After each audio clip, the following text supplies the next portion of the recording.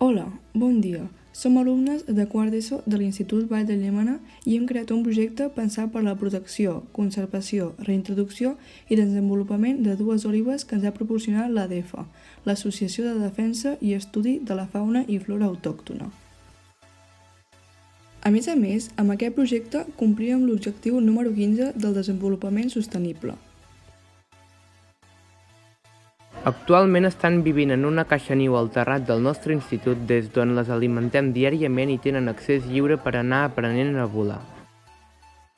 Els alumnes de tecnologia s'han dividit entre 4 grups d'experts que treballaran els diferents aspectes de la maqueta per fer-la possible.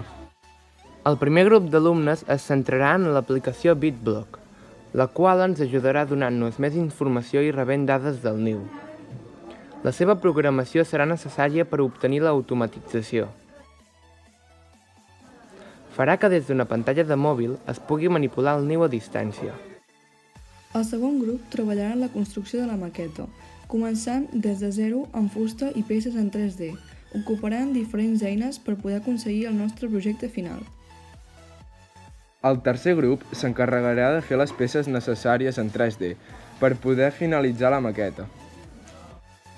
El quart grup s'encarrega de l'explicació del projecte, fent un vídeo explicatiu de com s'ha creat, la seva programació i la realització de les peces 3D.